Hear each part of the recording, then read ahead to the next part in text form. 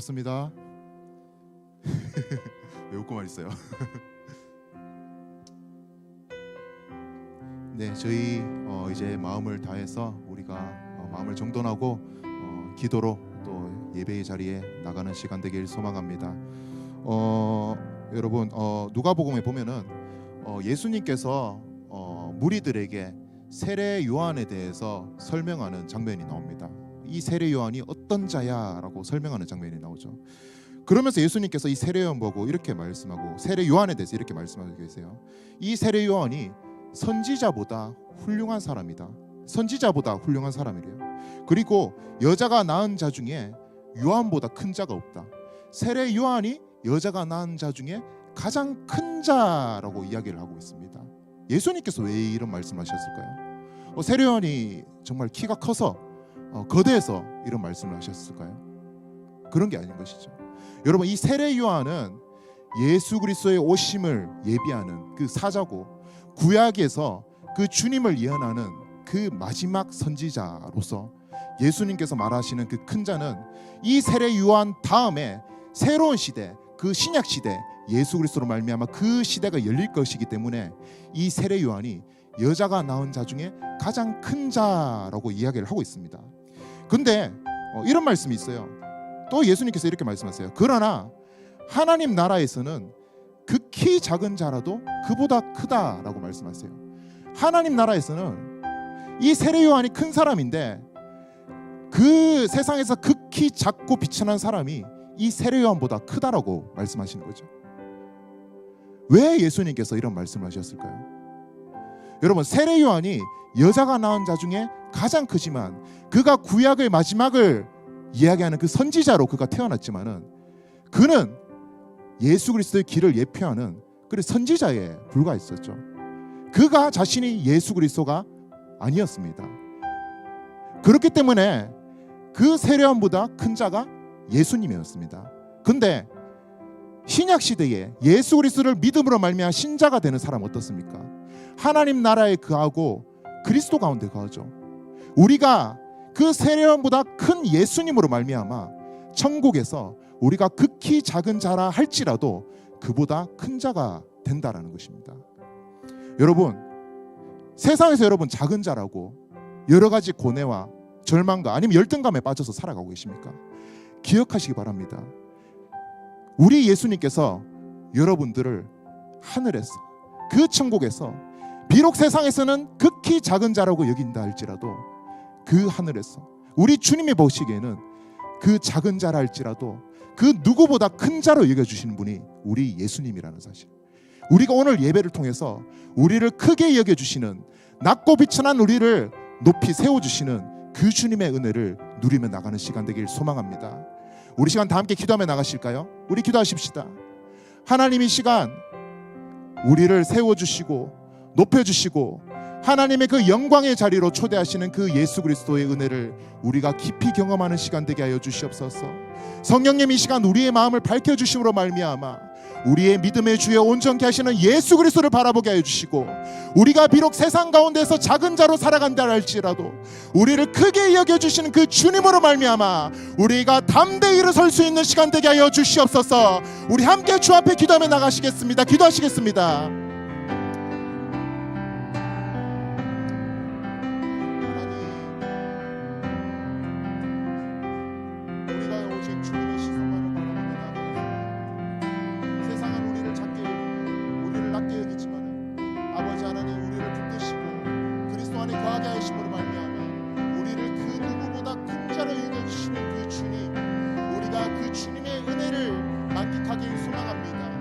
아버지 하나님, 우리가 얼마나 죄인이었는데 우리가 얼마나 주의 사랑으로 구원받은 존재인지 우리가 깨달음으로 말미암아 우리를 끌어올리시는 그 아버지 하나님의 은혜가 우리 이 시간 우리의 온 삶 가운데 임할 수 있도록 주여 함께하여 주시옵소서.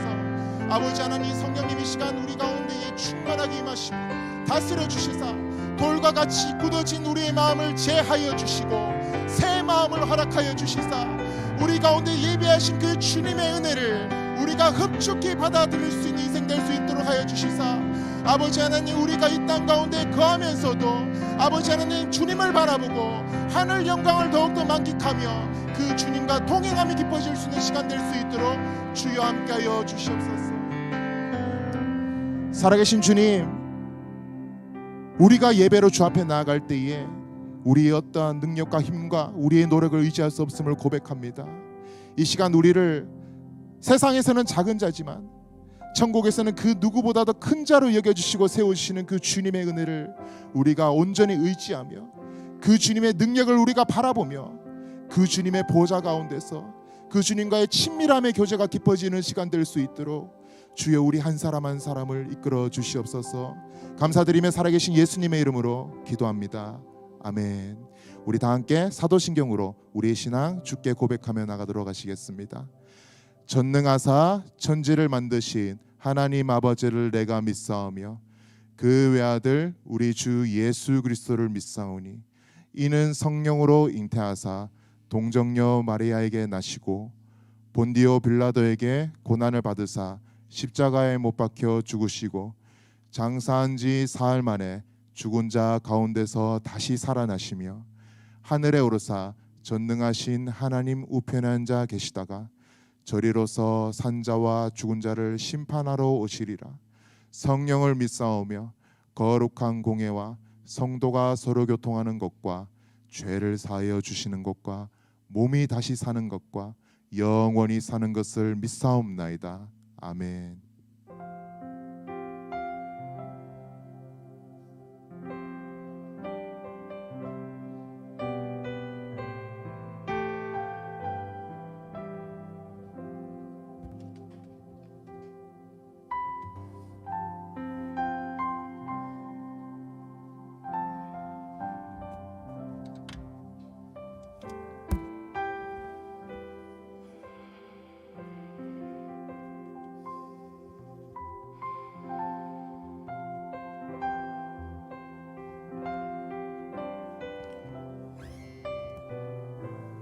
말씀 한 구절 읽고 다 같이 찬양할 건데요. 시편 119편 12절 말씀입니다. 찬송을 받으실 주 여호와여, 주의 율례들을 내게 가르치소서. 아멘. 우리의 찬송, 신앙 고백 가운데 하나님의 율례에 대해 그 자리에 머물러 있지 않고 하나님의 성품을 더욱 깊이 인식하기를 원합니다. 하나님의 가르침을 매일 구하며 이 모든 시간이 복되고 은혜임을 잊지 않도록 주께서 붙들어 주시옵소서. 나의 만족과 유익을 위해 찬양하겠습니다.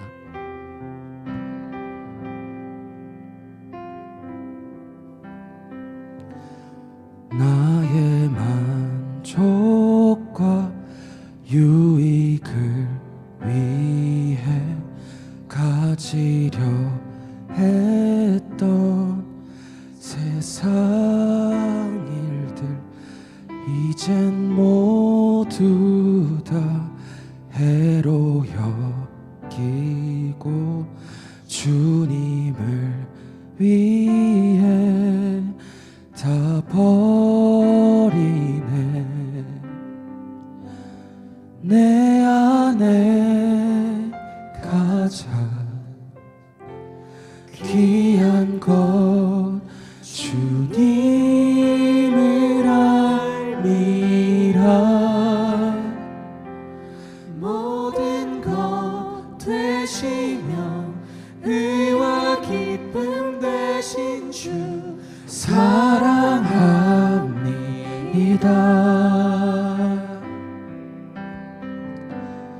부활의 능력 체험하면서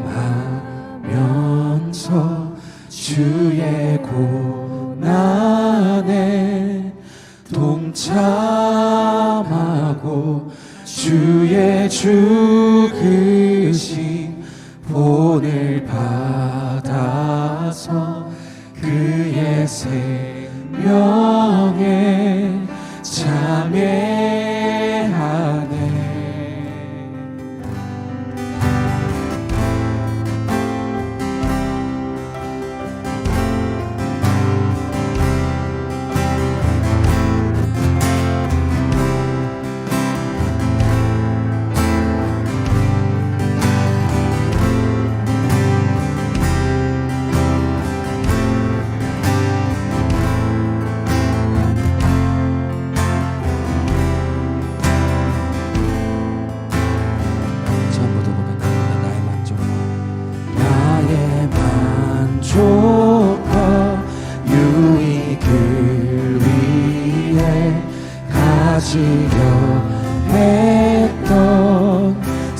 세상 일들 이젠 모두 다 해로 여기고 주님을 위해 다 버리네.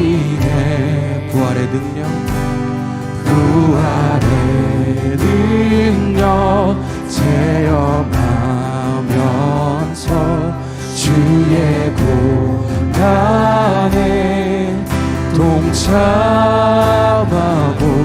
주의 죽으심 본을 받아서 그의 생명에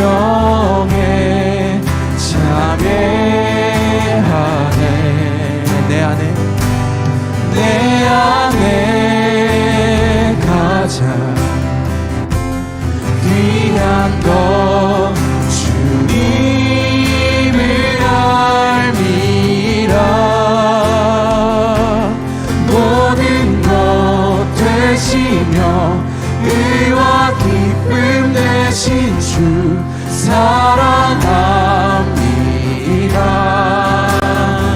내 안에 가장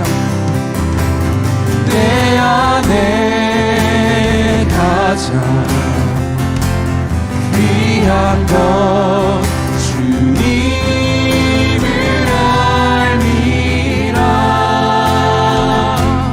모든 것 되시며 의와 기쁨 되신 주 사랑합니다. 한 번 더 고백합니다. 내 안에 가장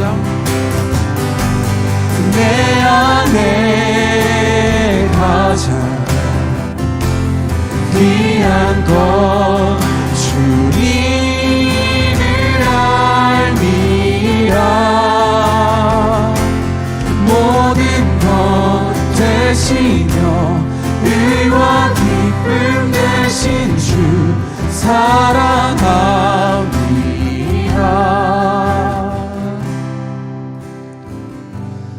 나의 만족과 유익을 위해 가지려 했던 세상 일들 이제 모두 다 해로 여기고 주님을 위해 다 버리네.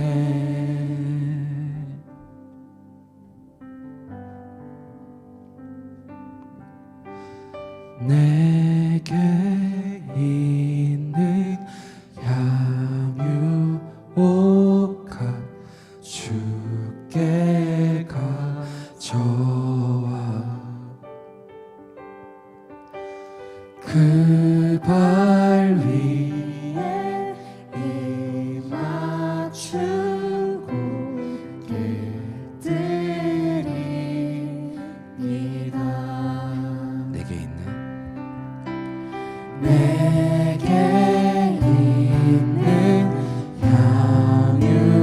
향유옥합 주께 가져와 그 발 위에 입 맞추고 깨뜨립니다.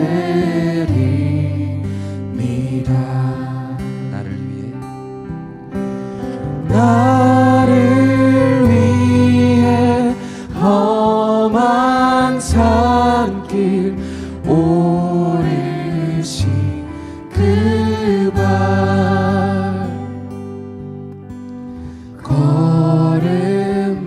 걸음마다 그 신 사랑 새겨놓았네. 내게 있는 향유옥합 내게 있는 향유옥합 주께 가져와 그 발 위에 입 맞추고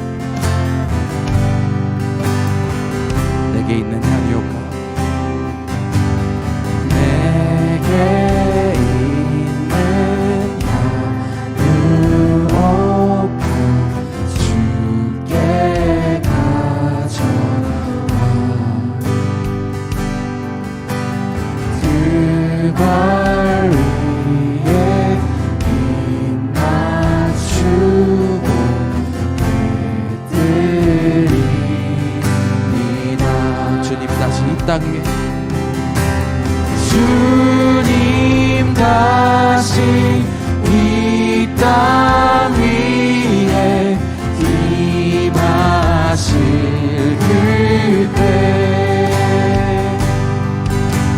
주의 크신 사랑으로 날 받아주소서. 주님 다시 이 땅 위에 임하실 그때 주의 크신 사랑으로 날 받아주소서.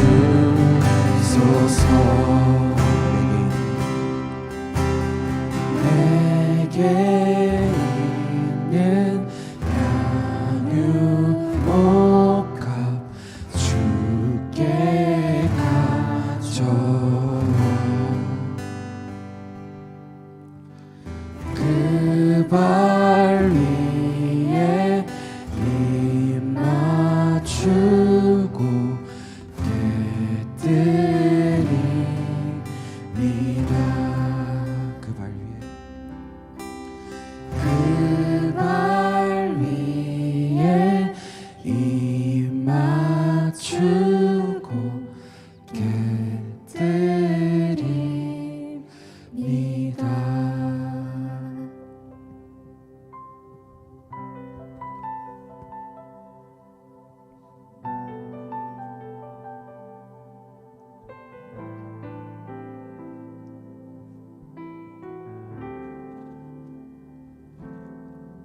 주의 인자하신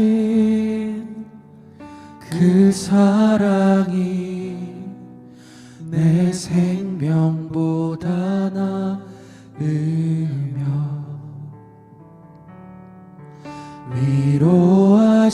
위로하시는 주 손길은 내 눈물보다 귀하다. 변함이 없는 주 임재가 내 근심보다 가깝고 주님 흘리신 그 보혈은 내 상처보다 진하다. 결국 내 주님과 함께 사는 것 나의 영원한 소원. 주의 아름다운 안에 사는 것 나의 영원한 기쁨.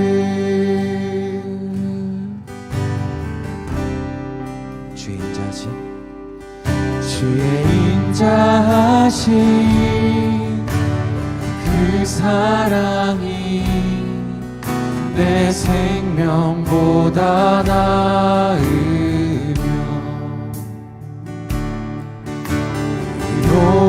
위로하시는 주 손길은 내 눈물보다 귀하다.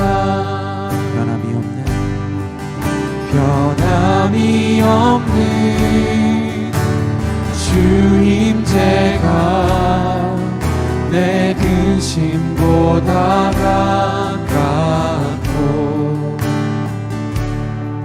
주님 흘리신 주 보혈은 내 상처보다 진하다. 결국 내 주님과 함께 사는 것 나의 영원한 소원.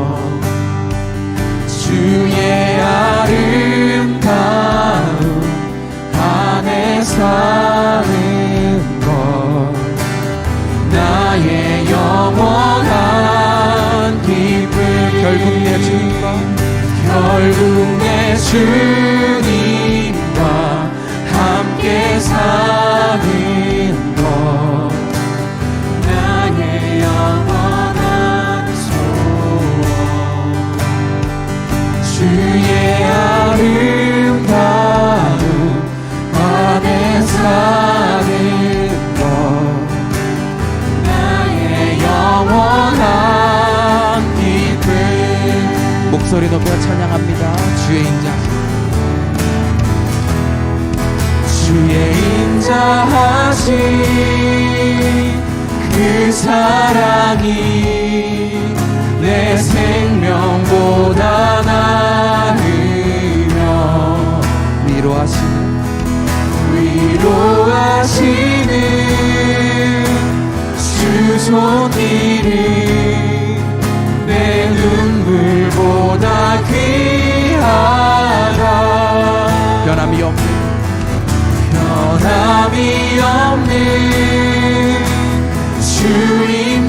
주임제가 내 근심보다 가깝고 주님 흘리신 그 보혈은 내 상처보다 진하다 결국 내 주님과 함께 사는 것 나의 영원한 소원 주의 아름다움 안에 사는 것 나의 영원한 기쁨 결국 내 주님과 함께 사는 것 나의 영원한 소원 주의 아름다움 안에 사는 것 나의 영원한 기쁨 결국 내 주님과 함께 사는 것 나의 영원한 소원 주의 아름다움 안에 사는 것 나의 영원한 기쁨 마지막으로 고백합니다. 결국 내 주님과 함께 사는 것 나의 영원한 소원 주의 아름다움 안에 사는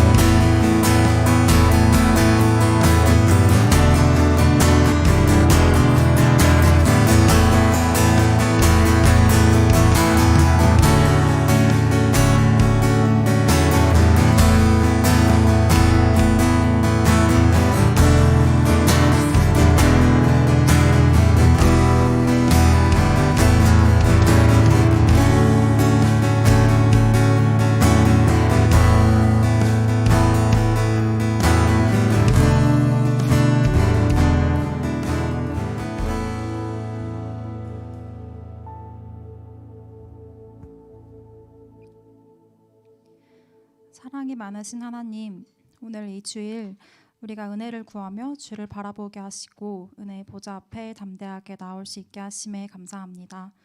주님, 머리로는 주를 찾지만 분주함을 핑계로 또 게으름에 교만함에 주를 찾는 것을 더디했던 저희의 죄를 고백합니다. 그럼에도 불구하고 변함없이 그 자리에서 관계로 초대하시는 주님께 반응하여 말씀을 받기에 합당한 마음밭을 준비시켜 주세요. 우리가 영과 진리로 주를 예배하기 원합니다.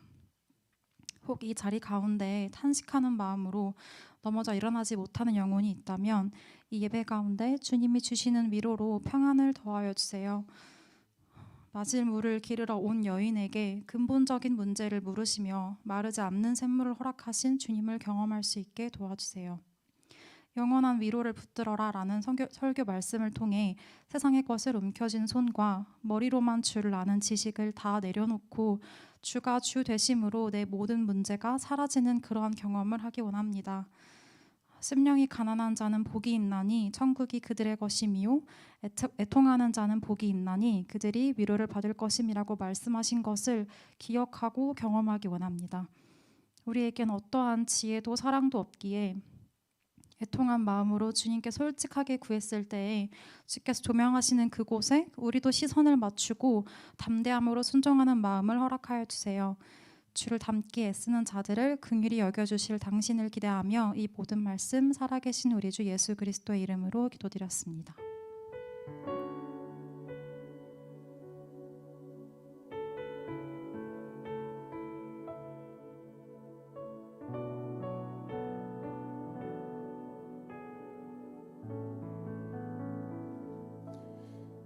네, 우리 다 함께 하나님 말씀 보도록 하겠습니다. 오늘 하나님 말씀 누가복음 5장 1절에서 11절까지 말씀입니다. 누가복음 5장 1절에서 11절까지 말씀 저희가 함께 살펴보고 하나님 말씀 듣도록 하겠습니다. 네, 제가 말씀을 읽도록 하겠습니다. 하나님 말씀 들으시기 바랍니다. 무리가 몰려와서 하나님의 말씀을 들을새 예수는 게네사렛 호숫가에 서서 호숫가에 배 두 척이 있는 것을 보시니 어부들은 배에서 나와서 그물을 씻는지라. 예수께서 한 배에 오르시니 그 배는 시몬의 배라. 육지에서 조금 떼기를 청하시고 앉으사 배에서 무리들을 가르치시더니 말씀을 마치시고 시몬에게 이르시되 깊은 데로 가서 그물을 내려 고기를 잡으라.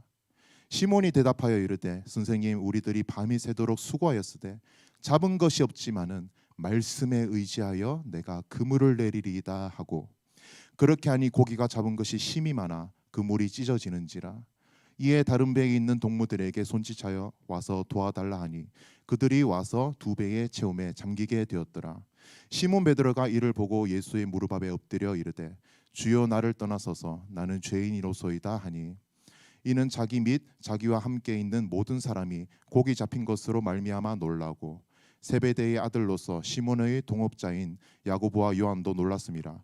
예수께서 시몬에게 이르시되 무서워하지 말라 이제 후로는 내가 사람을 취하리라 하시니 그들이 배들을 육지에 대고 모든 것을 버려두고 예수를 따르니라. 아멘. 네, 저희가 오늘은 영원한 위로를 붙들어라라는 제목으로 함께 하나님 말씀 듣도록 하겠습니다. 여러분 우리가 중고등학교 때 특히 고등학교 때 여러분들이 피할 수 없는 그 소설 중에 하나가 있는 것 같아요. 그것이 뭐냐면은 이 현진건 작가가 쓴 운수 좋은 날입니다. 운수 좋은 날. 이것은 현진건 작가가 일제의 그 고달픈 그 하층민의 삶에 대해서 이것을 소설로 표현한 건데요. 이 소설에는 김첨지라는 주인공이 나오죠. 김첨지. 그리고 이 사람의 직업은 인력거를 끄는 인력거꾼입니다. 그래서 하루하루 인력거를 끌며 그가 번 돈으로 그의 생계를 꾸리고 또 병든 아내를 돌보며 이 김첨지가 삶을 살았어요. 여러분 근데 이 인력거꾼이 이제 누릴 수 있는 인생의 유일한 낙이 무엇이겠습니까? 손님 많이 태워서 돈 많이 버는 거겠죠. 그리고 그렇게 번 돈으로 생계를 꾸리고 또 먹을 것을 사 먹고 병든 아내를 돌보고 그렇게 하루하루 살아가는 것이 이 김첨지의 삶 가운데의 유일한 위로였을 것입니다. 그런데 어느 날도 동일하게 일상에서 김첨지가 동일하게 인력거를 끌고 거리로 나갔어요. 근데 그날은 손님이 한 명도 없는 거예요.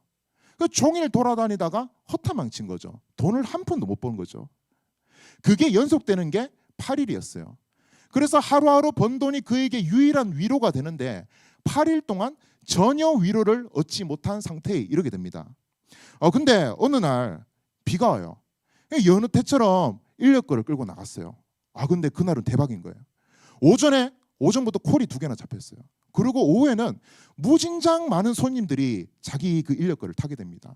그러고 나서 보면은 하루에 그 번 돈이 그 3달치 월세가 되었다라고 이야기를 합니다. 그러니까 얼마나 잔뜩 위로를 얻었겠어요. 그래서 기분이 좋아가 뿌듯해가지고 그 친구들 만나가지고 그 식당에서 술 한잔 사 먹고 또 집에 병든 아내 생각나가지고 그 썰렁탕 한 그릇 사들고 집에 갑니다. 그래서 떳떳하게 이야기를 하죠. 남편 왔는데 어떻게 누워있어? 일어나! 이야기하는 거죠. 반응이 없어요. 어디 남편 왔는데 자고 있어? 일어나! 반응이 없는 거예요. 알고 보니까 깨우고 일어나지 않으니까 이 아내가 죽어 있는 것이죠. 일하러 나갔다 온 사이에 이 죽은 아내를 바라봤을 때 이 김첨지의 심정 정말 허탈하고 그 허무함이 그 좌절이 한순간에 몰려오게 되는 것이죠. 그가 위로로 삼았던 그 돈이 그 아내의 죽음 앞에서 더 이상 위로를 주지 못하는 그런 것이죠. 아내가 죽었기 때문에 운수 좋은 날이 운수 나쁜 날로 위로를 얻었던 것이 그 돈이 그 아내의 죽음 앞에 그 위로가 더 이상 유효하지 않음을 우리가 보게 되는 것입니다. 독일의 신학문답수 중에 하이델베르크 요리문답이라는 게 있습니다. 그래서 이것을 작성한 자카리아스 우르시누스라는 사람이 위로를 정의하는데 이 위로를 선과 악의 개념으로 설명했어요. 선과 악의 개념. 이게 무슨 말이냐면은 우리가 이 세상에 살면서 괴롭고 고통을 당하는 이유는 이 세상에 퍼져 있는 악 때문이라는 것이죠. 세상에 만연한 악으로부터 내가 영향을 받기 때문에 그래서 우리의 인생의 기본값이 고통이라고 이야기를 하는 겁니다. 그리고 나를 이렇게 괴롭게 하는 악을 덜기 위해서 외부로부터 선을 가하게 되면은 내가 악으로부터 벗어나서 괴롭지 않게 되거나 선을 바라보면서 내가 당면한 그 괴로움을 극복할 수 있는 힘이 생기는데 그 상태를 이 사람이 위로라고 이야기를 합니다. 그래서 쉽게 말하면 이런 거죠. 여러분들 이제 직장에 나가는데 아주 악랄한 팀장이 있어요. 그래서 이 팀장은 맨날 나를 볼 때마다 인격 모독을 하는 거예요. 야씨 하면서 너 일을 왜 이렇게밖에 못해? 신입사원도 이것보다 잘하겠다. 너 당장 나가. 그래서 보고서를 밤새 써왔는데 보지도 않고 막 집어던지고 심하게 인격 모독을 한다고요. 그럴 때 어떻게 했어요?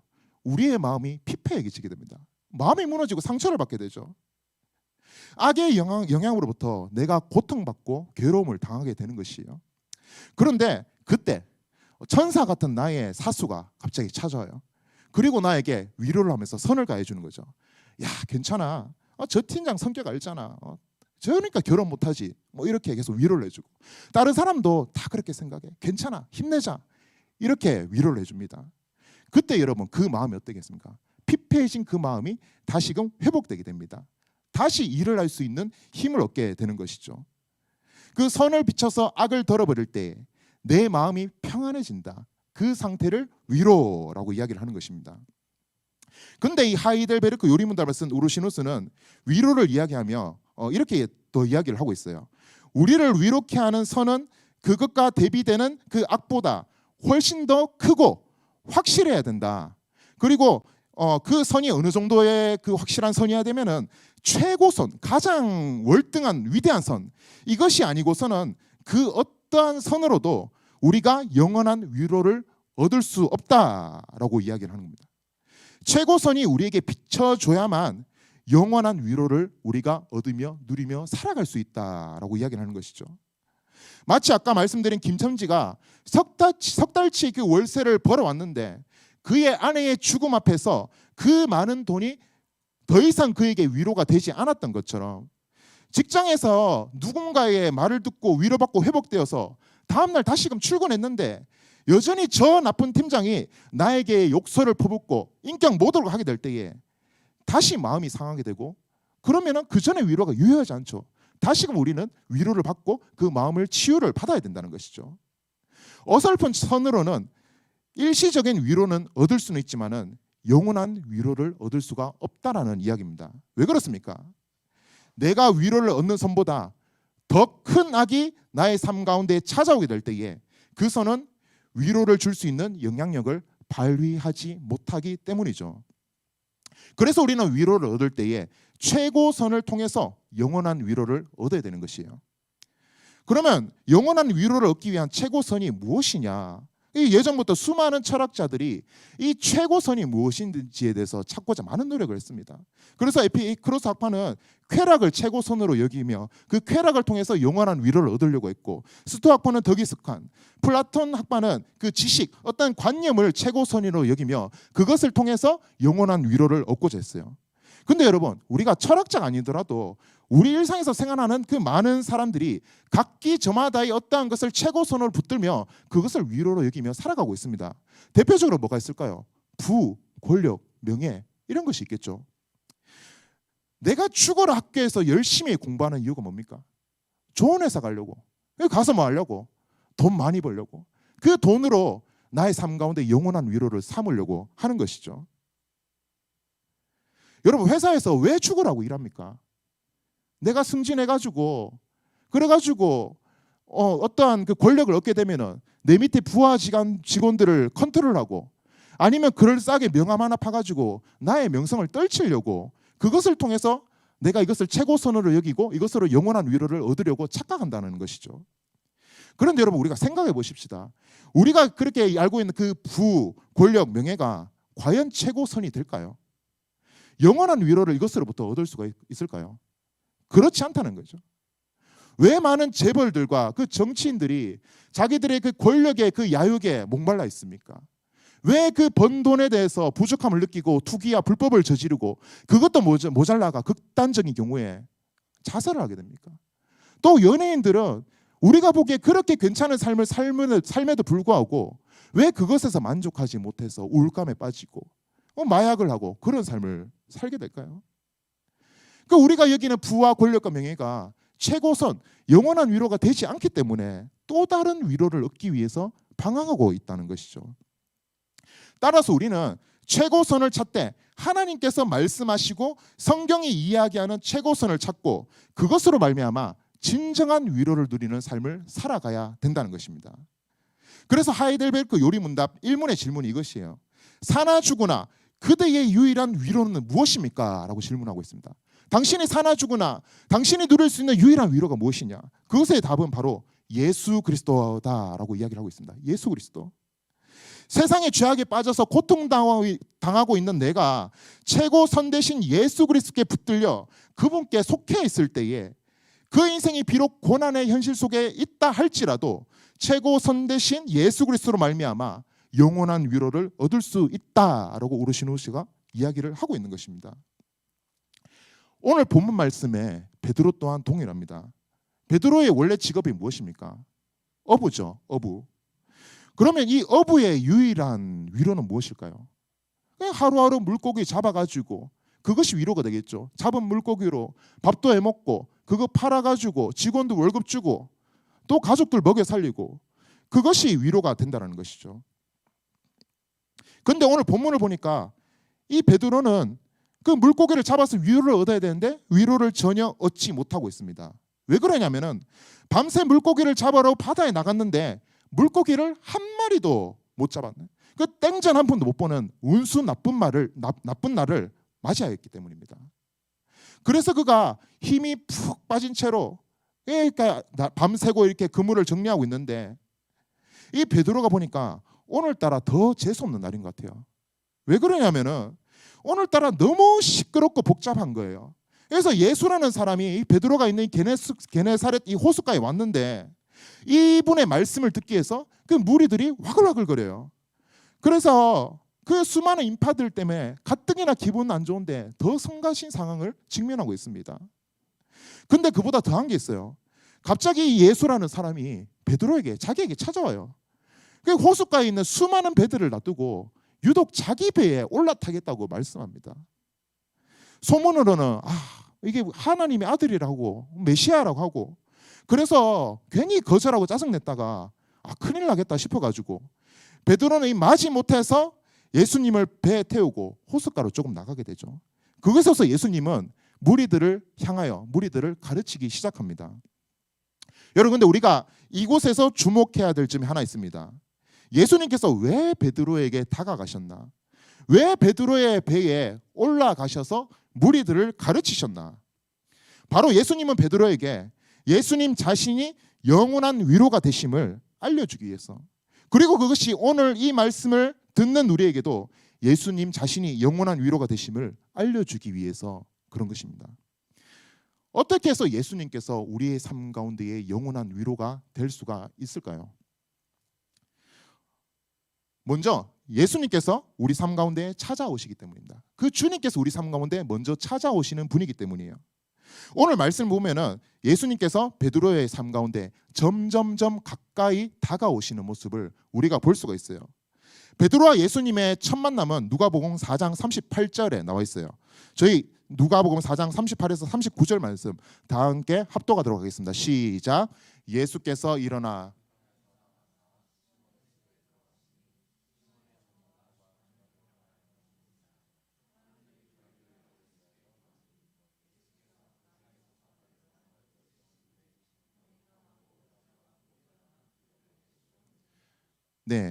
예수님께서 시몬 베드로의 집에 들어가 이 베드로의 장모가 걸려 있는 그 열병을 고쳐 주셨다라고 이야기를 하고 있죠. 그 치유의 현장에 베드로가 직접 있었는지 아니면 그 현장이 없었는지 그것은 기록되어 있지 않습니다. 하지만 장모의 열병을 고치시는 이 예수님의 소식을 들은 이 베드로는 이 예수님이 보통 인물이 아님을 직감했을 것입니다. 그러한 예수님이 베드로의 삶에 점점 관여하고 계시는 거죠. 수많은 무리들 가운데에 이 베드로를 주목하여 보시고 호숫가에 있는 그 많은 배들 가운데에 배 두 척을 보시고 그리고 그 두 척 가운데에 베드로의 배를 선택해서 그 베드로의 배에 오르시고 베드로에게 말을 거시며 베드로의 삶에 점점 가까이 찾아오심을 우리가 볼 수가 있습니다. 수많은 인파 속 먼 거리에서부터 예수님의 시선은 베드로를 향하여 점점 포커스 온 되는 모습을 우리가 볼 수가 있는 것이죠. 하루하루 고단한 삶에 지쳐 있는 베드로에게 하나님 아들 되신 예수 그리스도가 그의 삶에 다가오시고 그의 배에 함께 오르시고 그와 함께 대화 나누고 교제하는 것, 그것이 예수께서 베드로를 통해 우리에게 알려주시는 영원한 위로가 되는 것입니다. 주님이 나의 삶에 찾아오신다. 그분의 시선이 언제나 나를 향해 포커스 온 되어 있다. 이것이 우리 삶 가운데의 영원한 위로라는 것입니다. 여러분, 세상에는 많은 신과 종교들이 있죠. 그리고 세상에 많은 사람들은 어떠한 자기의 그 위로를 얻기 위해서 그 신에게 찾아갑니다. 제 어릴 적 기억이 보면은 지금은 이제 예수님 믿고 하나님 품에 안 계셨지만은 제 할머니가 한 5살까지만 해도 저희 집에 무당을 많이 불렀어요. 그리고 굿을 자주 버렸습니다. 그래서 이 할머니가 뭔가 일이 조금만 틀어지면은 찾아가는 게 점집이고 우리 집에서 행해지는 게 무당을 불러서 버리는 그 구판이었어요. 그래서 아직도 제 머릿속에 그 상에다가 돼지머리 올리고 무당에 와가지고 막 깽가리 치고 막 돌고 이런 게 기억에 생생합니다. 그렇게 정성과 시간과 막대한 재정을 들여가지고 무당을 찾고 집에 그 무당을 데려와서 구판을 벌이는 그 이유와 까닭이 무엇입니까? 내가 그것을 통해서 내가 얻고자 하는 것을 얻고 나의 형편이 지금보다 나아지기를 바라는 그 위로를 얻기 때문인 것이죠. 이슬람에서는 1년에 한 달, 그 라마단이라는 기간이 있습니다. 그래서 이 기간 동안은 그 해가 떠 있는 그 일출과 일몰의 기간 동안 금욕을 하면서 기도와 예배에 열중을 해야 됩니다. 그리고 그 기간 동안 봉사, 구제, 이런 전도 활동, 각기의 그 활동을 해야 되는 것이죠.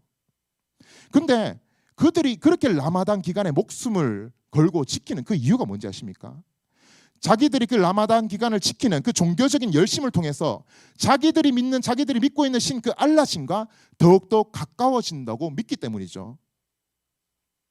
그리고 그 자기가 쌓은 그 종교적인 공로를 나중에 죽어서 알라 신이 그 공로를 가지고 무게를 재어본대요. 그래서 어느 정도의 그 무게가 도달하지 않으면 구원받지 못한다. 내가 이 공로를 통해서 어느 정도 무게를 쌓아야만 내가 구원받고 영원한 위로를 얻을 수 있다. 이렇게 생각하기 때문에 그들이 이 라마단 기간을 목숨과 같이 지킨다고 합니다. 그러나 여러분 보십시오. 세상의 수많은 힘들은 우리에게 먼저 찾아오지 않아요. 우리가 나가야 됩니다. 또 위로를 거저 주지 않죠. 어떤 조건과 대가를 지불해야 되고 나의 시간과 재정과 정성, 공로를 가지고 그 신에게 나아가. 그리고 그것을 통해서 어떠한 위로를 설령 얻었다 할지라도 그 위로는 영원하지 않고 일시적인 위로예요. 그래서 내가 올해 구판을 벌여가지고 그것을 통해서 위로를 얻었다 할지라도 또 다른 문제가 생기면은 다시금 무당을 찾고 굿을 벌려야 되고 올해 라마단 기간을 철저히 지켰다 할지라도 내년에 지키지 못하면은 그것을 통해서 나의 삶 가운데 영원한 위로를 얻을 수가 없게 되는 것이죠. 그러나 여러분, 우리 주님 어떻습니까? 그분은 아무런 조건과 대가 없이 우리의 삶 가운데에 먼저 찾아오시는 분이시죠. 그분은 말씀이 육신되어서 이 땅 가운데에 우리 삶 가운데 관여하기 위해 우리 삶을 붙들기 위해 찾아오신 분입니다. 그리고 아무런 조건과 대가를 요구하지 않고 우리의 마음의 문을 두드리고 계시죠. 그래서 요한계시록 3장 20절에서 이렇게 말씀하고 있습니다. 다 함께 읽어보겠습니다. 시작. 볼지어다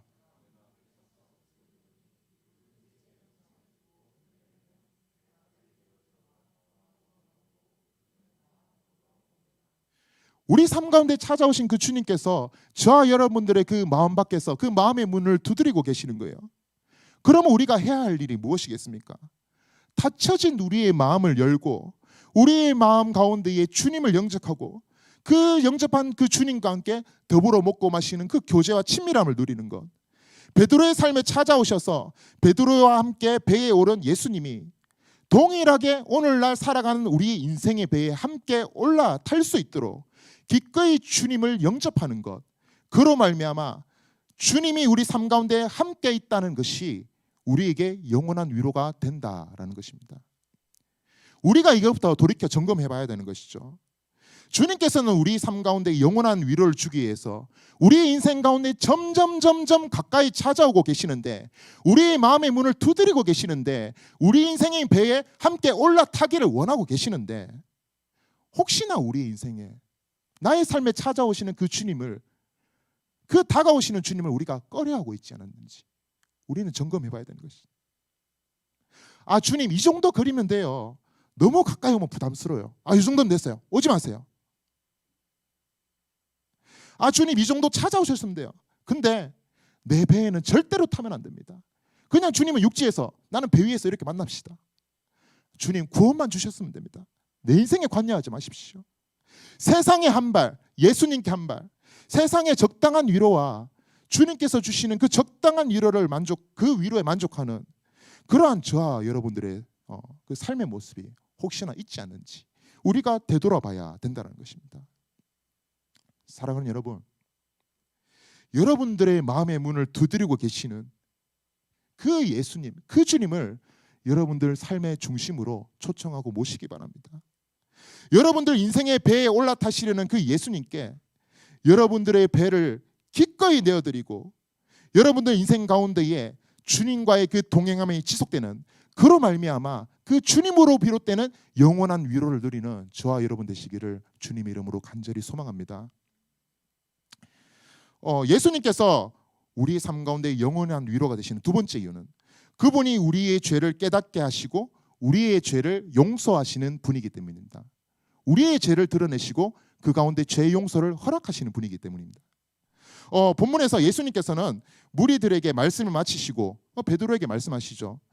너 베드로 깊은 데로 가서 그물을 내려서 고기를 잡으라. 여러분, 세상에서 제일 좀 재수없는 사람이 어떤 사람인지 아십니까? 해보지도 않으면서 아는 척하는 사람이에요. 아무것도 자기는 안 해봤으면서 나한테 이래라 저래라 하는 사람. 제가 옛날에 한 8년 동안 어떤 햄버거 집에서 아르바이트를 했는데 제일 재수없는 사람이 뭐냐면은 점장이었어요. 왜냐, 이 사람은 햄버거를 만들어 보지 않았어요. 그냥 경력만 배워왔어요. 그러면서 내 근무할 때 와가지고 이래라 저래라 뭐 이거는 이래야 돼 저래야 돼 이야기를 하더라고요. 짜증이 막 몰려오는 거죠. 어부들이 이 예수님의 말씀을 들었을 때 처음에 그 느낌이 이런 느낌이었을 겁니다. 내가 물고기를 잡기 위해서 그물만 이때까지 내린 것이 몇 번째인데, 내가 어부의 경력만 몇 년째인데 물고기를 한 번도 잡아보지 못하는 한낱 목수의 아들이 와가지고 그물을 내려라. 그들이 그 말을 듣겠습니까? 전혀 웃긴 소리죠. 절대로 안 됐습니다. 더군다나 이 갈릴리 바다는 낮에 물고기가 잡히는 지역이 아닙니다. 밤에 나가서 물고기를 잡는 지역이에요. 한밤중에 밤에 물고기가 많이 잡히는 그 시간대 나가서도 물고기를 한 마리도 못 잡았는데 대낮에 그물을 내리면은 또 그물을 이렇게 정리하는 게 얼마나 손이 많이 갑니까? 그들의 이론과 그 경험과 상식으로는 이해할 수 없는 그런 예수님의 말씀을 그들이 듣고 있는 것입니다. 그러나 베드로는 이 예수님의 말씀에 이렇게 반응하고 있어요. 누가복음 5장 5절 말씀입니다. 함께 읽겠습니다. 시작. 시몬이 대답하여 이르되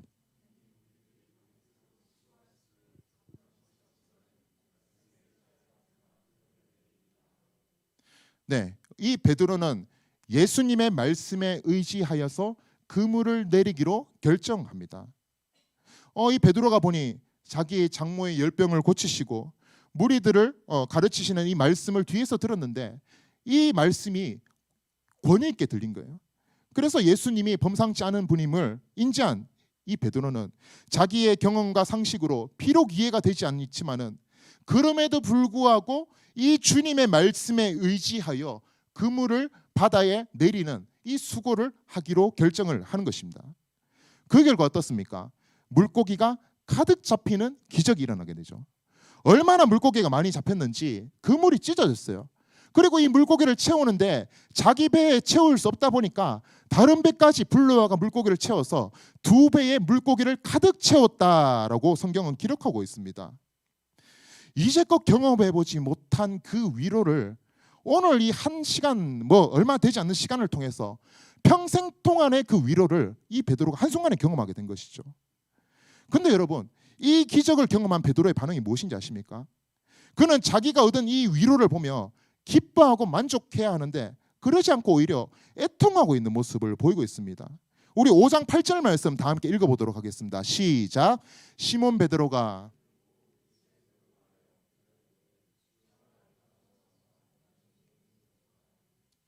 네, 베드로에게 변화가 생겼어요. 먼저 예수님을 부르는 호칭이 바뀌었습니다. 그전에는 이 예수님을 선생님이라고 불렀는데 베드로가 이 기적을 경험한 후에 주님이라고 부르고 있습니다. 주님. 그리고 이 베드로는 이 주님 앞에 자신이 죄인임을 고백하며 그 주님이 내가 감당치 못하는 그 거룩하신 분임을 알고 그 주님을 떠나가기를 간구하고 있는 것이죠. 여러분, 예수님께서 베드로에게 기적을 보이신 이유는 너희 물고기 먹고 잘 살아 이것이 아니라는 이야기죠. 예수님 자신이 하나님의 아들이심을 베드로에게 나타내기 위해서입니다. 예수님이 자신이 거룩하신 하나님임을 베드로에게 보이시고 깨닫게 하시기 위해서입니다. 그리고 이 베드로는 거룩하신 하나님 앞에 자기가 얼마나 비참하고 심각한 죄인인지 깨닫게 된 것이죠. 이 거룩하신 하나님 앞에 자기 자신이 서게 될 때에 내 속에 있는 그 죄악들이 낱낱이 밝혀지고 드러나게 된 것이죠. 여러분, 수평기 아시죠? 우리 수평을 잴 때 쓰는 그 수평기의 역할은 수평을 재는 겁니다. 그래서 집에서 어떤 가구를 배치하거나 전자제품을 이동할 때에 내가 눈으로 봤을 때는 이것이 평평한 것으로 보이는데 이 수평기를 올려보면 어떻습니까? 0점이 틀어져 있어요. 나의 육안을 봤을 때는 모르거든요. 근데 올리면은 이것이 얼마나 틀어졌나 가늠하게 돼 있죠. 그리고 이것을 통해서 다시금 높이를 맞춰 수평을 맞추고 교정을 하게 됩니다. 마찬가지입니다. 거룩하신 하나님은 우리 삶 가운데에 수평계가 된다는 것이죠. 우리끼리 살아갈 때는 우리 모두가 죄인이기 때문에 누가 더 죄인이고 나의 죄가 얼마나 더 심각한지 볼 수가 깨닫지 못한다는 것입니다. 하지만 거룩하신 하나님을 우리 삶 가운데의 수평계를 삼게 될 때에 우리의 현 상태, 우리 죄악의 그 현 주소를 우리가 깨닫게 된다는 것입니다. 내 죄악이 얼마나 큰지, 내가 하나님으로부터 얼마나 벗어나 있는 죄인된 존재인지 깨닫게 된다는 것이죠. 그렇게 거룩한 주님으로부터 나의 죄악이 낱낱이 밝혀질 때에 베드로와 같이 주여 나를 떠나소서 나는 죄인입니다, 이런 탄식이 솟아나오게 되고, 이사야가 성전의 그 환상 중에 하나님을 배웠을 때에 화로다 나여 망하게 되었더라, 나는 입술이 부정한 사람이라, 나는 입술한 부정한 백성 중에 거하면서 만군의 여호와이신 왕을 배웠습니다. 이러한 절규가 솟아나오게 된다는 것입니다. 거룩하신 하나님을 보니 나의 죄악이 너무나 비참하다, 이것을 깨닫게 된다는 것이죠. 여러분, 그러나 하나님은 죄악 중에 빠져 있는 우리를 그대로 내버려 두지 않는 분이에요. 자기의 죄로 두려움에 빠져 있는 베드로에게 예수님께서는 한 말씀을 내던지십니다. 누가복음 5장 10절에 그 말씀의 일부를 읽어보도록 하겠습니다. 시작. 예수께서 주님께서 베드로에게 말씀하시죠. 무서워하지 마라. 야 베드로야, 너 지금 죄악 중에 떨고 있지. 근데 너 무서워하지 마. 너 두려워하지 마. 죄에 빠진 그 베드로의 그 두려움을 거두시고 그 베드로의 죄를 용서하시고 용납하시고 그의 삶 가운데 은혜를 허락하여 주시는 주님의 모습을 우리가 볼 수가 있게 되는 것입니다. 주님께서 우리의 죄악을 자신의 그 거룩하심에 근거해서 들춰내시는 이유는 우리를 괴롭게 하기 위해서가 아니라는 것이죠. 죄악 중에 비록 우리가 빠져 있지만은 그 죄악 중에서 나를 건지시는 십자가의 은혜가 있음을, 그리고 그 십자가의 은혜 가운데 거할 수 있는 그러한 특권을 허락하시기 위해서 우리 가운데에 있는 죄악을 낱낱이 드러내게 하신다는 것입니다. 그래서 로마서 기자는 이렇게 이야기하고 있습니다. 5장 20절에서 21절까지 말씀입니다. 저희가 함께 합독하도록 하겠습니다. 시작. 율법이 들어온 것은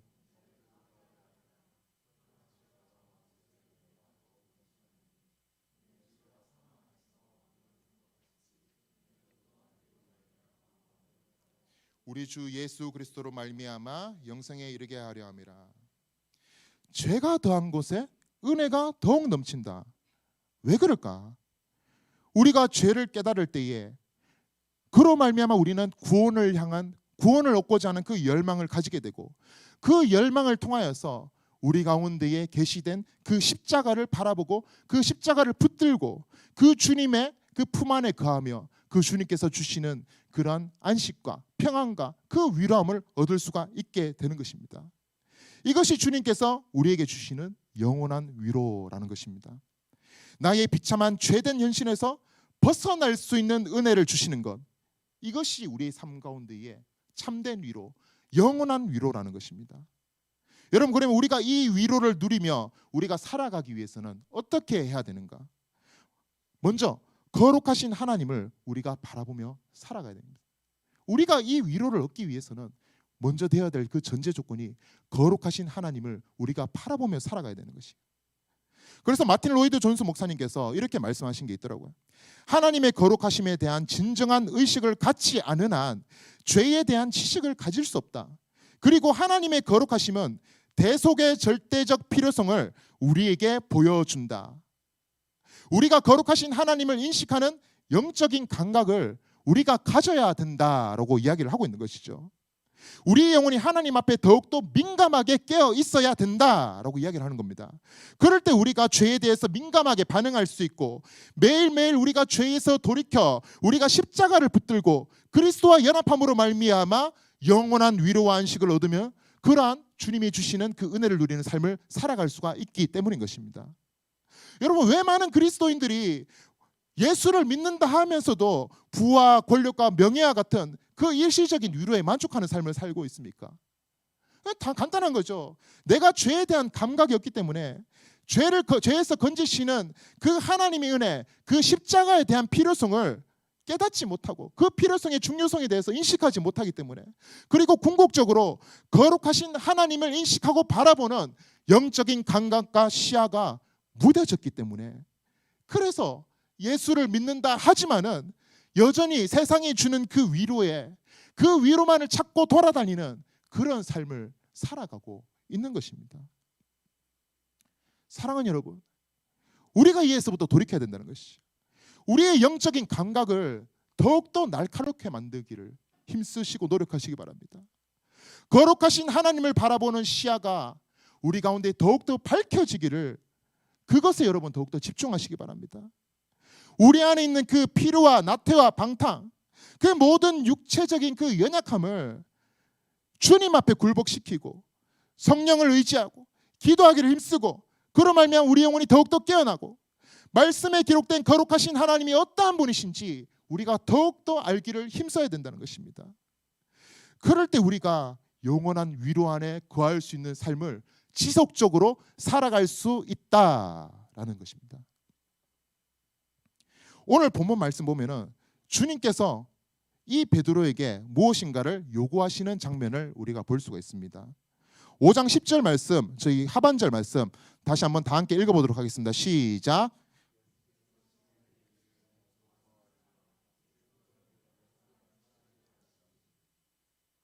주님께서 베드로에게 요구하시는 것이 무엇입니까? 내가 사람을 취하리라. 여러분, 이 취하리라 이것은 그 생명의 어원이 있거든요. 그래서 생포하다 이런 뜻을 가지고 있어요. 그래서 우리가 흔히 아는 것처럼 베드로 너가 앞으로 사람을 낚는 어버가 될 거야. 예수께서 말씀하고 계시는 것이죠. 예수께서 베드로의 그 죄악을 들춰내시고 그를 용서하시고 영원한 위로를 주신 까닭은 그가 사람을 취하는 자로 그 사람의 낚는 어부로 그 영원한 위로 되시는 예수 그리스도가 이 베드로의 삶을 통하여서 동일하게 속한 바 되는 그런 도구로 베드로를 부르시는 그런 삶을 살아가기를 원하시는 거기 때문입니다. 이 베드로가 영원한 위로를 누릴 뿐만 아니라 위로 되시는 예수님과 동행하며 베드로를 통하여서 세상의 많은 사람들이 주를 알고 주로 말미암아 영원한 위로를 얻고 누릴 수 있는 그런 역사를 이 베드로를 통해서 나타내기 위해서라는 것이죠. 이 위대한 부르심에 대한 베드로의 반응이 무엇입니까? 우리 11절 말씀 다 함께 읽도록 하겠습니다. 시작. 그들이 배를 육지에 대고 모든 것을 버려두고 예수를 따랐다라고 이야기합니다. 이 예수님을 따르기 위해서 수십 년간, 아니 어찌 보면은 자기가 날 때부터 익숙하게 해왔던 그 자신의 모든 경력을 버렸다라고 이야기하죠. 영원한 위로를 얻고 그 위로를 전하기 위해서 자기가 이제껏 누렸던 그 일시적인 위로를 단번에 던져버리는 이 베드로의 모습을 우리가 볼 수가 있는 것입니다. 베드로가 이러한 과감한 결단을 할 수가 있었던 이유가 무엇일까요? 그것은 예수님이 자신의 삶 가운데에 진정한 위로자임을 알았기 때문입니다. 그래서 그 마음 가운데에 예수님의 위로를 경험해 보았기 때문에 영원한 위로를 알았기 때문에 마음에 열망이 생기는 거죠. 내가 이 위로를 경험해 봤는데 이것은 세상의 위로와 비교할 수 없다. 내가 이 위로 되신 예수님으로부터 벗어나지 않는 삶을 살고 싶다. 그리고 내가 경험한 이 위로를 알지 못하는 다른 사람에게 내가 전하고 알리고 싶다. 이 마음의 열망함이 베드로 가운데 있는 것입니다. 여러분, 저희 집에 7살과 5살 두 딸이 있습니다. 근데 이 친구들이 이 두 딸이 콜라를 배웠어요. 몇 살 때부터? 2살 때부터 배웠습니다. 그래서 왜 이래 됐냐면은 할머니 집에 맡겨놓으면은 뭔가 하나씩 배우는데 그 중에 하나가 이제 콜라예요. 콜라를 배웠어요. 그래서 그 배워온 이후로는 집에서 아니면 길거리 가다가 이 콜라병을 보면은 환장을 합니다. 이거 먹고 싶어가지고. 그리고 그 보면 친구들 만나면 이제 좀 엄격한 부모님들 아직도 콜라를 안 주는 분들이 있거든요. 그 친구들 콜라 맛을 모르니까 자랑을 해요. 너 이거 안 먹어봤지? 이게 얼마나 맛있는지 알아? 이렇게 자랑을 하고. 콜라 맛을 아는 애들은 그 맛을 알기 때문에 계속 그것을 찾게 되죠. 그리고 그 맛을 모르는 사람들에게 그 맛을 알리고자 하는 그 열망이 생기는 거죠. 다윗이 시편에서 이스라엘 백성에게 이렇게 이야기하는 게 있습니다. 시편 34편 8절 말씀인데요. 너희는 여호와의 선하심을 맛보아 알지어다. 그에게 피하는 자는 복이 있도다. 너희는 여호와의 선하심을 맛보아 알지어다. 그에게 피하는 자는 복이 있도다 라고 선포하고 찬양하고 있습니다. 여러분, 근데 이 시편 34편은 언제 쓰여졌는지 아십니까? 다윗이 자신을 죽이려는 이 사울을 피해서 이스라엘을 돌아다니다 피할 곳이 없어서 간 곳이 있는데 블레셋이에요. 그곳에서 수많은 사람들이 자기를 죽이고 위협하려 하니까 미친 척을 합니다. 그리고 그 미친 척을 하는 와중에 고백하는 것이 너희는 여호와의 선하심을 맛보아 알지어다. 그에게 피하는 자는 복이 있도다 라고 선포하며 찬양하는 겁니다. 그가 절망적인 상황 속에서도 자기의 백성들을 향하여서 여호와의 선하심을 맛보아 알지어다 라고 말할 수 있는 이유와 까닭은 무엇입니까? 그 맛을 알기 때문이죠. 하나님의 선하심을 맛보고 경험해 봤기 때문에 내가 당면한 그 고통과 그 수치스러운 상황 속에서도 그 상황과 환경이 하나님의 선하심과 견줄 바 안 될 것을 이 다윗이 알았기 때문에 내가 이거 맛보니 너무 좋다. 너희도 하나님의 선하심을 맛보아 알아봐. 이렇게 이야기를 할 수가 있게 되는 것이죠. 그 상황 가운데에 그 목숨이 위협되는 그 고난의 상황 가운데서도 영혼의 위로를 경험한 사람은 그 위로로 말미암아 소망을 얻을 수 있고 그 위로를 전파하며 선포하는 사람으로 살아갈 수가 있게 되는 것입니다. 우리나라 최초 한국인 목사님 중에 이기풍 목사님이라는 분이 계세요. 이기풍 목사님. 여러분들 이분의 원래 직업이 뭔지 아십니까? 깡패입니다. 깡패. 가난한 농부의 아들로 태어났어요. 그리고 그는 그 권력과 돈을 가진 그 지배층에 대한 그 분노함이 평소에 있었어요. 그래서 그 지배층에 대해서 반감을 가지고 주먹으로 사람을 치고 머리로 사람을 들이받는 이 박치기 깡패로 유명했다고 이야기합니다. 그런데 어느 날 이분에게 미국 출신 사무엘 모펫이라는 선교사님이 찾아옵니다. 그리고 와서 전도를 해요. 너 회개하고 예수를 믿어라. 이렇게 선포를 하거든요. 그때 여러분 이 이기풍 목사님의 반응이 뭔지 아십니까? 그 돌을 가지고 이 모펫 선교사님의 턱을 치게 됩니다. 그리고 이 선교사님의 턱이 단번에 부러지게 되죠. 그리고 나서 이분은 외국 선교사들이 한국의 교회를 세우는 그것들을 안 좋게 보게 됩니다.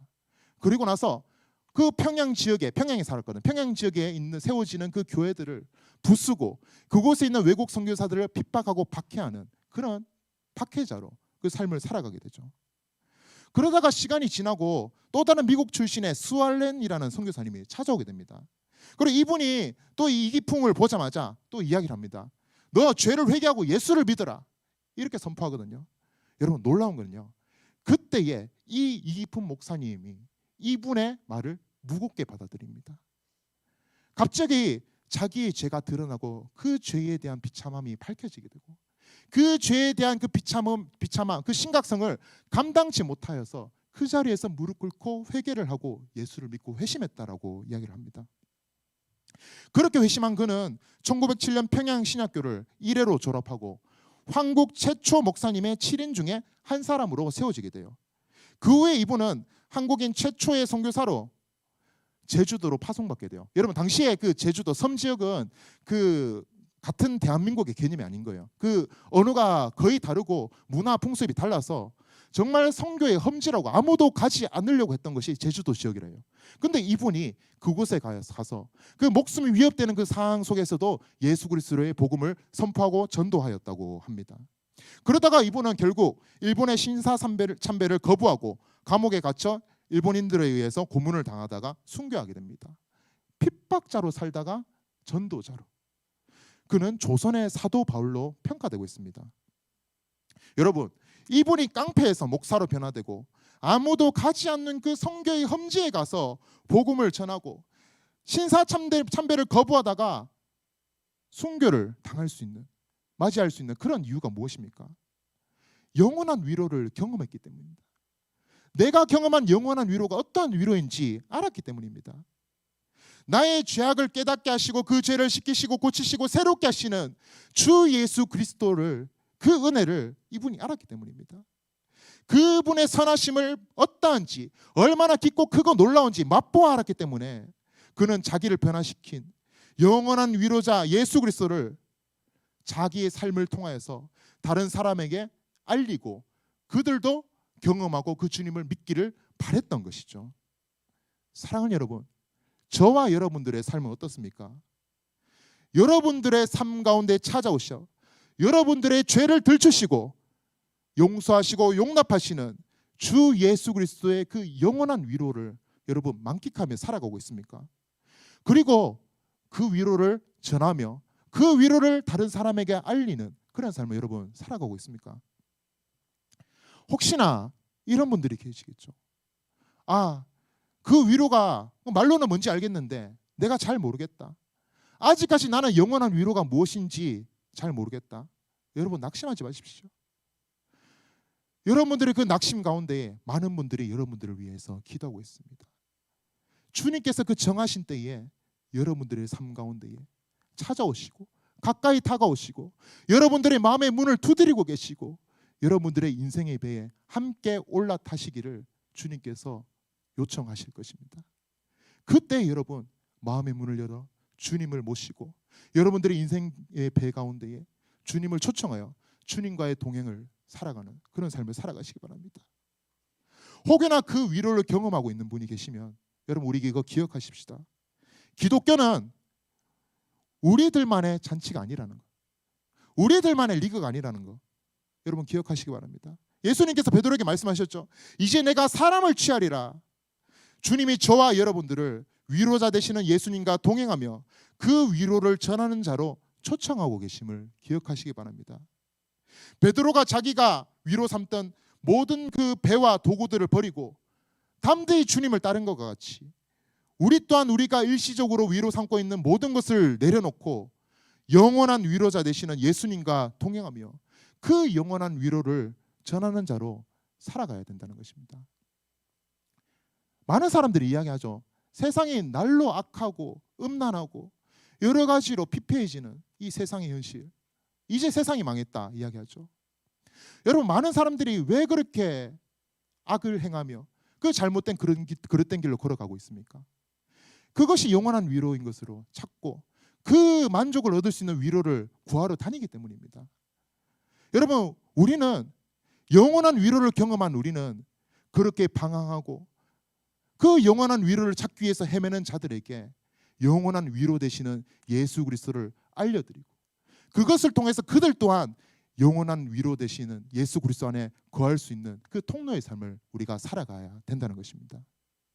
그러한 삶이 진정한 제자의 삶이요 그리스도의 증인된 삶이요 하나님 나라와 의를 구하는 삶이며 참된 위로를 만끽하는 삶임을 여러분 기억하시기 바랍니다. 우리가 밟는 세상 가운데에 영원한 위로자 되시는 주 예수 그리스도만이 충만케 되는 그 놀라운 은혜의 역사가 저와 여러분들의 삶을 통해서 나타나고 이루어지기를 그러한 저와 여러분 되시기를 주님의 이름으로 간절히 축복합니다. 우리 다 함께 찬양하며 우리가 기도하며 나가도록 하시겠습니다. 우리가 들은 말씀 기억하며 우리의 삶 가운데에 있는 그 영원한 위로자 되시는 주 예수 그리스도 그분만이 나의 삶 가운데 영원한 위로이심을 우리가 그분을 온전히 따르는 삶을 살아가기를 우리가 결단하며 우리가 이 찬양의 고백으로 주 앞에 나가기를 소망합니다.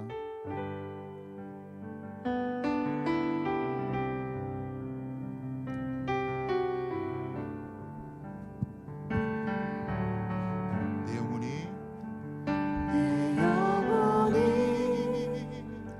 은총이고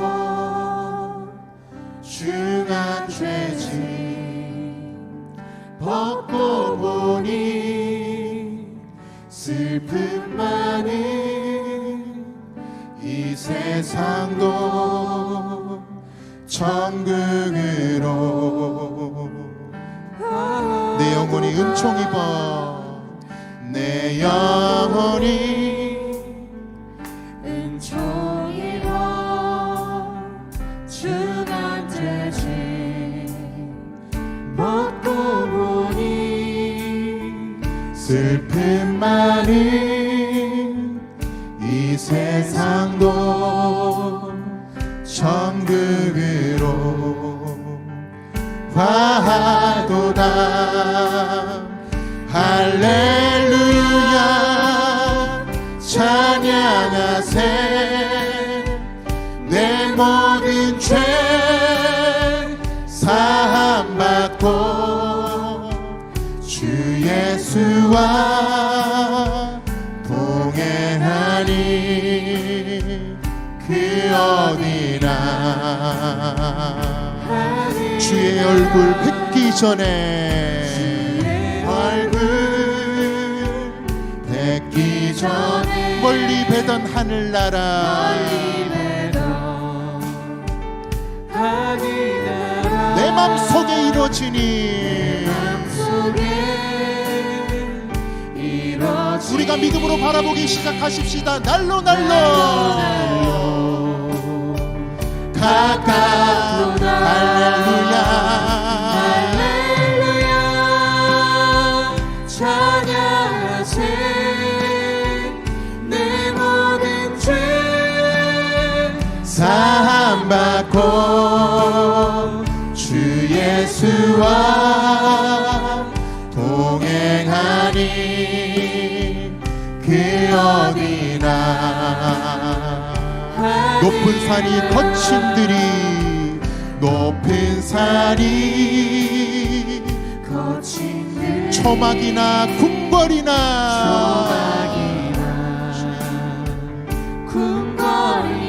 내 주 예수 모신 곳이 우리 믿음으로 선포하십시다. 그 어디나 하늘나라 할렐루야 할렐루야 찬양하세 내 모든 죄 사함받고 주 예수와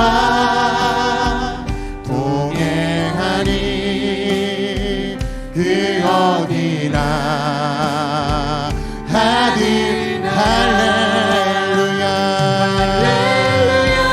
할렐루야 찬양하세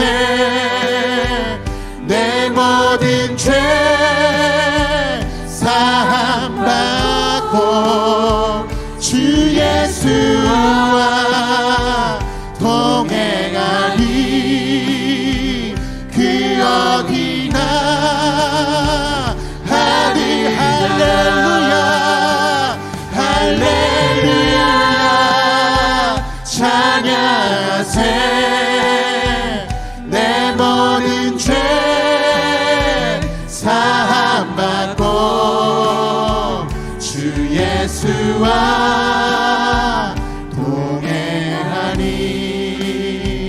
그 어디나 우리의 목소리로 고백하실까요? 할렐루야 할렐루야 찬양하세 내 모든 죄 사함받고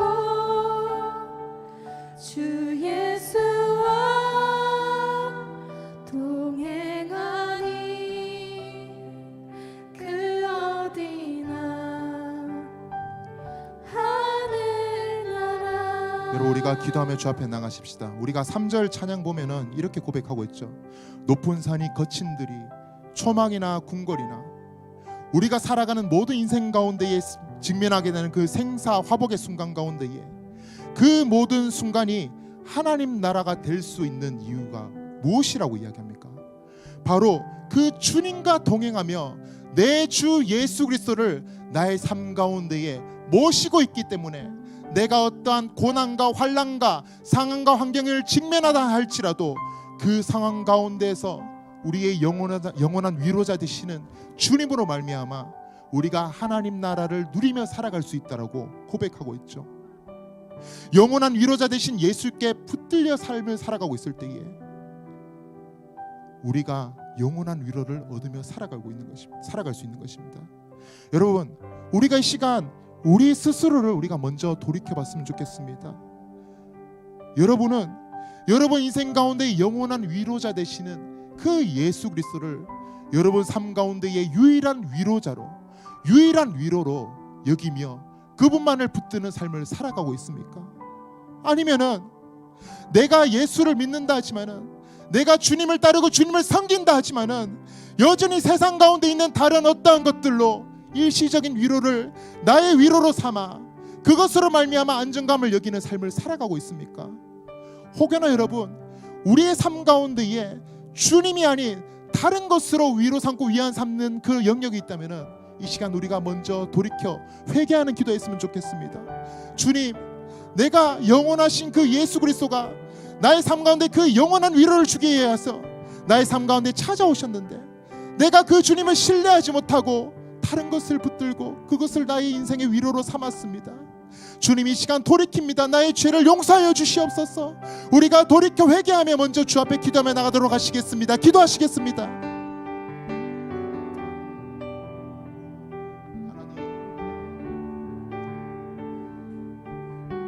주님께서 나의 삶 가운데에 영원한 위로와 영원한 생명과 하늘나라의 참 소망을 주시기 위해서 나의 삶 가운데 찾아오십니다. 주님 여전히 나의 삶 가운데 주님이 아닌 다른 것을 나의 삶 가운데 하나님 삼고, 나의 삶 가운데 주인 삼고, 나의 삶 가운데 위로 삼고, 그것을 더욱더 신뢰하며 붙들며 살아가고, 그것을 더욱더 안정감을 여기고 살아가는 나의 모습이 있음을 고백합니다. 주님, 그것이 아버지 안에 나의 재정이었습니다. 내가 집착하는 사람들과의 관계였고, 남들에게 인정받으려 하는 그 인정감이었고, 아버지 하나님 세상 가운데 안정되게 살아가려 하는 그 물질적인 그러한 안정감이었습니다. 주님, 다시금 돌이켜 회개합니다. 나의 불신앙을 용서하여 주시옵소서. 다시 한번 영원한 위로자 되시는 그 주님을 붙들며, 그 주님과 동행하며, 그 주님으로 말미암아 하늘나라 누리며 삶을 살아갈 수 있는 인생 되기를 소망합니다. 주님, 나의 의지가 약하오니 주께서 나의 삶 가운데 은혜를 허락하여 주시사 아버지 하나님 돌이킬 수 있도록 하여 주시옵소서. 혹여나 돌이켰다면 다시금 뒷걸음질 치지 않게 하여 주시옵소서. 아버지 하나님, 주님 나의 마음을 밝히시사 주님만이 나의 삶 가운데 진정한 가치요, 주님이 나의 삶 가운데 진정한 위로자요, 주님이 나의 삶 가운데 영원한 위로자이시며 더욱더 확신하며 신뢰하며 살아갈 수 인생 될 수 있도록 주여 함께하여 주시옵소서.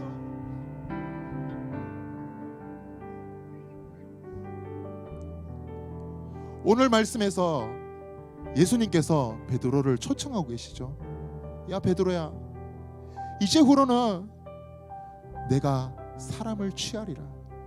여러분, 이 부르심은 이 자리에 있는 저와 여러분 가운데도 유효한 것입니다. 여전히 주님께서 말씀하시죠. 누구야? 야 태아나, 내가 앞으로 사람을 취하는 자가 되라. 네가 영원한 위로를 알았으니 네가 알고 있는 그 위로, 너의 삶 가운데에 그 위로를 전하는 삶으로, 나를 증거하고 나를 드러내는 삶으로 너가 그런 삶을 살아다오. 주님께서 우리 삶을 그렇게 부르시고 콜링하고 계시는 것입니다. 우리가 앞으로 살아가게 될 그 삶을 두고 우리가 다시 한번 결단하며 우리가 주 앞에 기도했으면 좋겠습니다.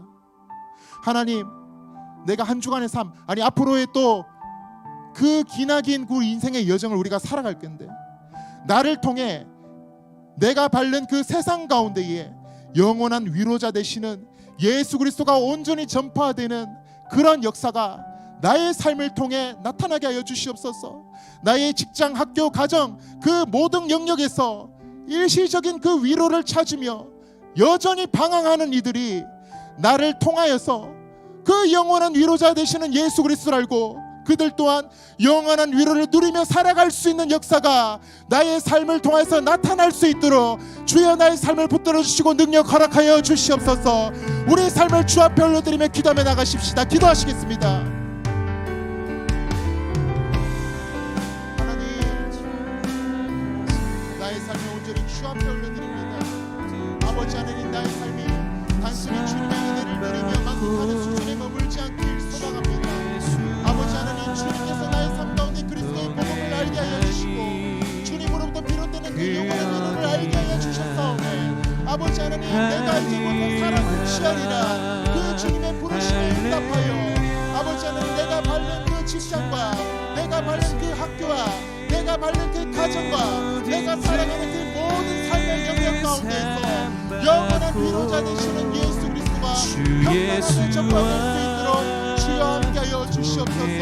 아버지 하나님, 세상 가운데 그 모든 일시적인 위로들이 영원한 위로자 되시는 예수 그리스도를 말미암아 소멸되게 하여 주시고 온 땅 가운데에 우리의 참된 구원자 되시는 주 예수 그리스도만을 온 민족과 백성들이 높여 찬양하며 선포하며 그 주님이 나의 주 나의 하나님이심을 더욱더 선포하게 되는 놀라운 기적의 역사가 나의 삶을 통해서 온전히 드러날 수 있도록 주여 함께하여 주시옵소서. 주님, 나의 삶 가운데에 내 인생 가운데 그런 의지가 없음을 고백하오니 주님 이 시간 나의 삶 가운데 성령으로 충만케 하여 주심으로 말미암아 능력 허락하여 주시옵소서.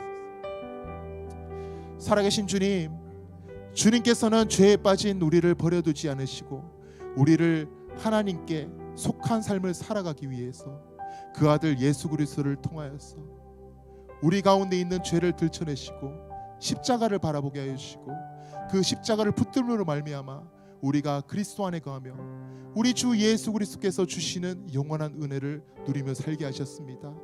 아버지 하나님, 이 자리에 모여있는 모든 주의 백성들이 우리의 참된 위로자 되시며 우리의 영원한 소망 되시는 그 주님이 나의 주 나의 하나님임을, 그 주님만이 참된 위로임을 우리가 더욱더 믿음으로 확신하며 붙들며 살아갈 수 있도록 주여 은혜 허락하여 주시옵소서. 우리 삶의 모든 발걸음을 통해서 그 주님의 이름이, 그리스도의 그 영원한 위로가 더욱더 편만하게 전파되길 소망합니다. 그로 말미암아 주님, 우리의 삶을 통하여서 아직도 주를 알지 못하여서 방황하고 있는 그들이 주를 알고 주님께서 주시는 그 은혜와 복락을 누리며 살 수 있는 놀라운 역사하심 나타나게 은혜 허락하여 주시옵소서. 감사드리며 살아계신 예수님의 이름으로 기도합니다. 아멘. 우리 다 함께 찬양하시며 주 앞에 예물 드리며 나가도록 하시겠습니다.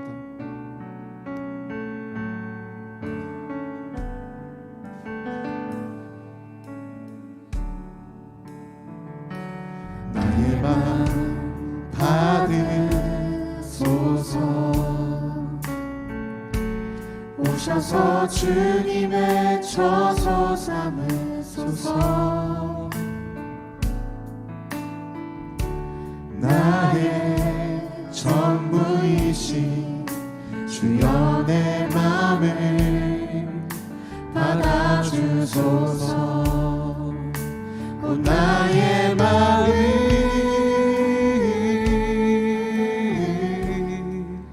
주님께 열었으니 주여 내게 오셔서 내 맘에 거하여 주옵소서. 주가 기뻐하는 주의 성전되게 하소서. 나의 맘 받으소서. 오셔서 주님의 처소 삼으소서. 나의 전부이신 주여 내 맘을 받아주소서. 주여 내 맘을 받아주소서. 하나님, 우리의 마음을 열어 우리가 주님을 모시고 주님을 보니 그 주님의 은혜가 얼마나 크고 높고 놀랍고 한량없는지 우리가 경험하고 우리가 깨달음으로 말미암아 우리가 그 은혜에 감사하여 우리의 재정과 시간과 우리의 삶의 전부를 주 앞에 아낌없이 내어드립니다. 주님, 우리가 비록 일부를 드렸지만은 아버지 하나님, 이것이 우리의 전부임을 우리가 고백하며 그 믿음 가지고 주께 드렸사오매 주여 이것을 주께서 기쁘게 받아 주시옵소서. 이 모든 것들을 통하여서 주님 하나님의 그 선하심이, 그 주님의 한량없는 은혜가 우리가 밟는 모든 삶의 곳곳, 또 이 지역과 이 나라 이 민족 가운데에 흘러가고 선포되게 하여 주시사 온 세상과 온 땅 가운데에 하나님의 그 선하심이, 주님의 그 위대하심이 확연하게 드러날 수 있도록 함께하여 주시옵소서. 감사드리며 살아계신 예수님의 이름으로 기도합니다. 아멘. 우리 다 함께 주님 가르쳐 주신 기도로 예배를 마치도록 하겠습니다. 하늘에 계신 우리 아버지여, 이름이 거룩히 여김을 받으시오며 나라가 임하시오며 뜻이 하늘에서 이루어진 것 같이 땅에서도 이루어지이다. 오늘날 우리에게 일용할 양식을 주시옵고 우리가 우리에게 죄 지은 자를 사하여 준 것 같이 우리 죄를 사하여 주시옵고 우리를 시험에 들게 하지 마옵시고 다만 악에서 구하시옵소서. 나라와 권세와 영광이 아버지께 영원히 싸움나이다. 아멘.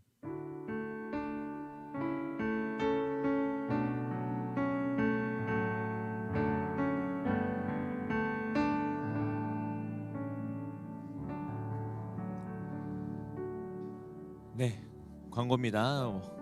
헤세드 청년 공동체 예배 나오신 모든 여러분들을 주님의 이름으로 환영하고 축복합니다. 오늘 이렇게 보니까요 반가운 분들이 계세요. 또 어제 결혼하셨던 미림자매랑 기영 형제 커플도 왔고, 또 결혼한 뒤에 저는 한국 안 돌아오는 줄 알았는데 한국을 돌아왔더라고요. 우리 수진자매도 오랜만에 왔고, 우리 두 커플 향해서 우리 박수로 축복의 박수 했으면 좋겠습니다. 네, 감사합니다. 네, 제가 이게 청년 공동체 안에서 저희가 이렇게 축복할 일들이 있으면 웬만하면 같이 저희가 축복을 좀 하려고 그래요. 그런데 해보니까 새가족 등반도 그렇고 뭐 결혼도 그렇고 군대 가는 것, 또 먼 지역으로 공부를 하러 가는 것, 여러 가지 좀 축복을 하고 같이 기도를 하려고 하는데 개인적으로 좀 부담스러워하시는 청년들도 있는 것 같아요. 그런 분들은 언제든지 가감없이 저한테 말씀해 주시면 배려해서 저희가 그렇게 앉아서만 축복하든지 아니면 이름만 불러서 축복하든지 그냥 넘어가든지 이렇게 하도록 하겠습니다. 중요한 건요, 저희가 한 공동체됨을 다시 한번 생각하고 서로를 축복하기 위한 시간으로 제가 하는 거니까요, 부담 갖지 마시고 언제든지 편하게 그런 것들은 얘기해 주시면 감사하겠습니다. 네, 등반이 있습니다. 근데 오늘 등반하시는 분이 못 오셨어요. 하지만 다음 주엔 또 저희가 청년 예배가 없어서 오늘 이 시간에 이름을 말씀드리고 저희가 그 다음에 왔을 때 또 환영하려고 합니다. 우진아 자매가요 새가족 교육을 다 마치고 이제 이성호 형제 GBS로 등반하게 됩니다. 다음에 보시게 되면 함께 축복해 주시고 반갑게 맞아 주셨으면 좋겠습니다. 네, 교회 봉사자를 모집하고 있습니다. 청소년부 교사를 모집하고 있습니다. 4월 28일 주일까지 모집을 하고 있고요. 2분의 교사를 모집하고 있습니다. 제가 얘기 들어보니까 남자 교사도 한 분, 여자 교사도 한 분 이렇게 좀 필요하다고 말씀을 하시더라고요. 마음에 감동이 있으신 분들은 저나 이경돈 목사님께 말씀하셔서 꼭 신청해 주셨으면 감사하겠습니다. 네, 단기 선교 모집하고 있습니다. 밖에요 필경대 위에 이렇게 모집 안내문이 있습니다. 그래서 여러분 저번에 제가 제자훈련 때 그 얘기하니까 모집할 때 그 얘기하니까 많은 분들이 결단하셨더라고요. 여러분 고민되실 때는요 고민하지 마시고 결단하십시오. 가시면 됩니다.